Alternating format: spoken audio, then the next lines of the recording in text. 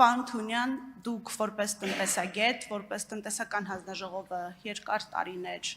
ղեկավարած մարդ, ինչպես եք վերաբերում Հայաստանում սեփականության իրավունքի ոտնահարման դեպքերին,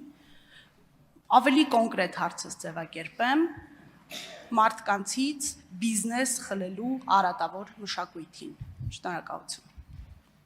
Շնորհակալություն Տիկին Մանուկյան։ Խլելու վատ են վերաբերվում, բայց պիտի հասկանանք խլել ասելով ինչ նկատի ունեք։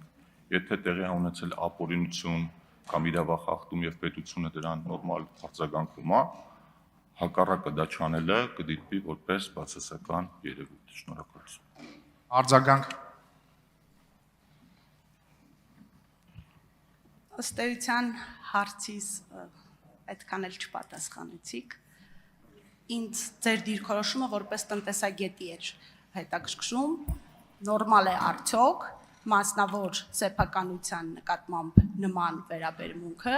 եւ ինչպես է դա անդրադառնում ընդհանուր երկրում ներդրումային միջավայրի վրա։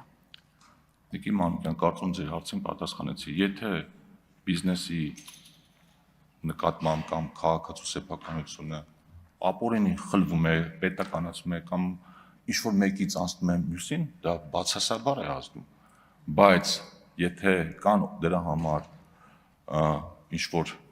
քրեական հանցագործության էլեմենտներ, տեղի ունեցել ի սկզբանե հանցագործություն ու պետությունը դրան չի արձագանքում, այդ դեպքում դա է բացասաբար ազդում թե օտարերկրյա ներդրողների վստահության վրա, թե քաղաքացիների վստահության վրա, թե բիզնես միջավայրի վրա։